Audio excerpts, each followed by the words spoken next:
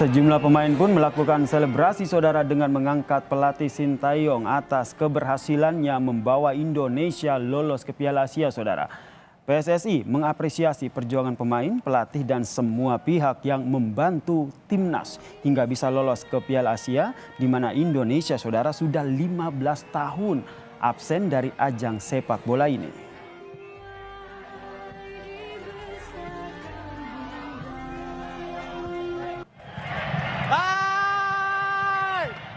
See you AFC. Masnat. AFC.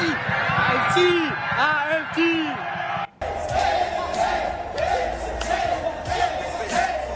Masih dari dalam Stadion Jaber Al Ahmad Kuwait saudara, pemain pun menyampaikan rasa syukurnya menjadi salah satu peserta putaran final Piala Asia. Di antaranya adalah ada pemain Pratama Arhan dan juga Nadeo Argawinata. Pemain bilang sampai bertemu di Piala Asia tahun depan. Bye. See you AFC. Masnat. 15 tahun penantian Indonesia kembali ke putaran final Piala Asia saudara. Kita ulas soal ini bersama dengan wartawan olahraga harian Kompas, ada Mas Yulvianus Haryono. Selamat petang Mas. Wah ini kabar gembira ya buat Tentu Indonesia. iya. Lolos sebagai salah satu runner-up terbaik. Bukan main-main, 7-0. Luar biasa. Apa kelebihan yang Anda lihat dari penampilan timnas saat ini? Ya tentu sebelumnya juga saya ingin mengucapkan selamat ya kepada timnas Garuda dan tentunya kepada seluruh rakyat Indonesia yang menggemari sepak bola. Akhirnya penantian lama kita ya 15 tahun. 15 tahun. 15 tahun Lama kita. banget itu. Betul dan perlu catatan juga 15 tahun yang lalu itu kan kita bisa tampil di Piala Asia itu sebagai salah satu tuan rumah ya. Itu bersama Vietnam, Thailand dan Malaysia ya. Nah cuma yang ini kan berbeda. Kita memenangkan tiket untuk ke babak utama itu betul-betul melalui keringat dan upaya ya effort di lapangan gitu.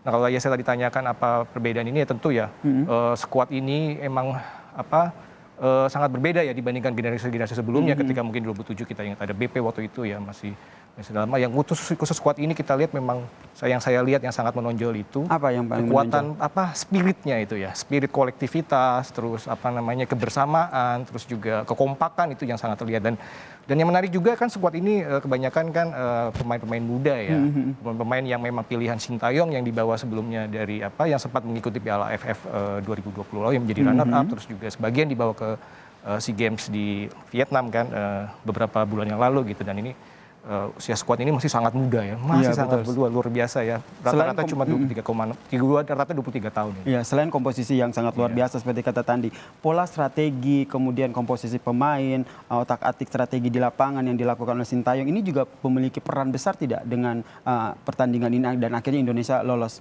Iya tentu saja, Sintayong ini kan boleh dibilang kan ini siapa sih yang berjasa bisa membawa. Banyak perdebatannya di publik waktu itu kan, ada PSSI mengklaim bahwa ya saya yang berjasa misalnya ketua umum atau mungkin ada juga ya exco yang bilang ya ini berkat kita. Tapi saya pikir ini hasil perjuangan bersama ya, baik federasi terus dari pemain sendiri yang memberikan yang tidak kenal lelah, yang sangat kolektif ya. Kita lihat waktu melawan tuan rumah Kuwait sangat luar biasa dan melawan Yordania juga walaupun kalah kan juga fighting spiritnya masih tetap optimis ya. Begitu tapi ya. tetap di sini startnya masih memang tidak saja dimungkiri adalah pelatih Sintayong ya. Betul. Pelatih dan terbukti ya. Dan terbukti bukan main-main itu. Ya. Pelatih Sintayong ini kalau kita bicara taktik sangat sulit. Maksudnya gini, beliau pernah bilang ke saya ya ketika pertama kali dia tiba di tanah air, waktu itu diperkenalkan sebagai pelatih tahun 2020. Awal sekali dia menginjakkan kaki di sini kan. Kebetulan saya juga wawancara khusus dengan beliau gitu kan. Saya tanya, kenapa coach mau melatih Indonesia di padahal waktu itu dia juga dibidik oleh beberapa klub besar ya, di Cina, Shenzhen segala macam. Karena dia punya kapabilitas dan punya nama besar ya. Dia pernah mengantarkan Korsel waktu itu dari babak playoff juga kualifikasi ya ke Piala Dunia di Piala Dunia Rusia, terus yang luar biasa capaian monumentalnya dia bisa mengalahkan Jerman ketika itu juga bertahan 2-0 padahal waktu itu sama sekali tidak ada mengunggulkan Korea Selatan gitu. Dan itu capaiannya dan kelihatan sekali ya hasil kerjanya dia.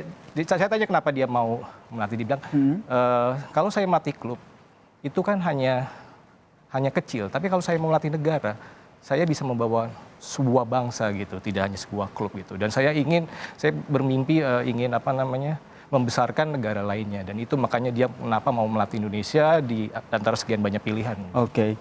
Di balik euforia dengan kemenangan Indonesia dan akhirnya lolos ke Piala Asia, tentu ada hal yang harus dipersiapkan. Tentu saja ada hal-hal yang perlu diperbaiki. Apa yang menurut Anda harus diperbaiki? Ini apa namanya, ya memang ini kita sekarang dalam proses euforia. Betul. Ya. Dan memang kita sekarang masuk dalam jajaran 24 negara terbaik ya di Asia yang bisa apa namanya lolos ke babak utama ini. Tapi memang pelatih Sintayong tentunya sudah punya catatan tersendiri, punya evaluasi gitu, apa yang perlu diperbaiki gitu ya. Mungkin ini kan masih setahun ya nanti, babak utama kan masih dalam proses setahun gitu, dan tentu saja dalam sepanjang sejarah kita ini memang sudah 4 kali ya sebelumnya, ini yang kali kelima lolos ke babak utama Piala Asia gitu. Tapi dalam sejarahnya kita hanya, ya mohon maaf, ketika itu kita hanya bisa sampai ke hanya penggembira gitu, bisa ikut ngelengkapi lah, hanya bisa di babak penyisihan grup, habis itu lewat. Udah gitu. Itu selesai. Nah ini challengingnya adalah gimana caranya supaya kita tidak sekedar tampil gitu ya, tidak sekedar memuaskan dahaga 15 tahun, tapi gimana caranya kita membuat tim yang bisa membanggakan itu. Betul, tidak hanya sebagai tim ore di ajang itu ya. Betul. Nah, yang harus dilakukan apa nih dari PSSI sendiri ataupun dari pelatihnya sendiri? Yang pertama sih kalau saya berharap Sintayong tetap dipertahankan untuk memegang tim ini, walaupun ada spekulasi bahwa dia akan diturunkan gitu menjadi pelatih under 19 atau under 20 untuk mempersiapkan ini, tapi saya berharap ini karena skuad ini sudah pegangan dia dari awal gitu. Skuad ini sudah bertumbuh sejak awal, betul, sudah bertumbuh ya. Jadi sebaiknya dilanjutkan begitu saya kira perlu dilanjutkan ya, perlu dilanjutkan karena ini kan capaian ini bukan hanya sekedar membalikan tangan, ya sudah lama prosesnya, bahkan sudah 2 tahun ke belakang, sudah melewati berbagai turnamen gitu, dan ini para pemain juga perlu perlu lebih banyak saling mengenal, sering ikuti turnamen. Mungkin nanti Piala AFF akhir tahun ini bisa jadi bisa jadi pembuktian lainnya ya buat timnas ini supaya lebih matang, supaya bisa nanti di Piala Asia bisa unjuk gigi jadi ya, paling nggak lewat juga, penyisihan fase grup lah paling nggak. Kemudian yang juga menjadi catatan kita ataupun harapan kita adalah tentu bisa melaga ke babak-babak selanjutnya, tidak hanya sebagai tim penggembira seperti yang tadi Anda saksikan.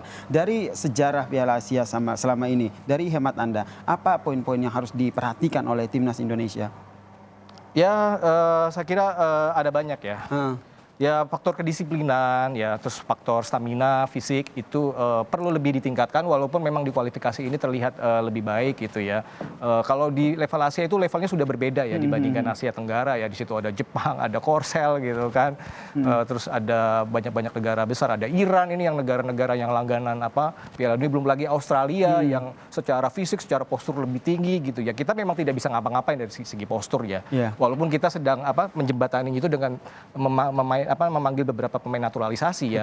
Pemain naturalisasi kan seperti Elkan Bagot yang cukup tinggi hampir 2 meter ya. Itu cukup kemarin juga terlihat ya. Dia beberapa kali hampir mencetak gol melalui keunggulan sundulan kepala gitu ya. Tapi dengan keunggulan yang kita punya, speed, determinasi, kerjasama, ini yang harus kita manfaat gitu. Dan paling penting ada faktor mental. Oke, faktor mental ini yang menjadi penting.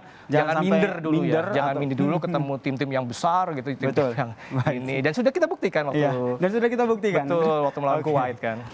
Ini yang menjadi harapan kita bersama ya. Bagaimana ini bisa menjadi harapan kita bersama, kan sudah 15 tahun penantian. Semoga ini menjadi langkah awal ya di Piala Asia untuk Indonesia. Terima kasih wartawan nasional harian Kompas, Mas Ulfianus Haryono, telah berbagi informasi di Kompas. Terima kasih, selamat sore. Salam sehat.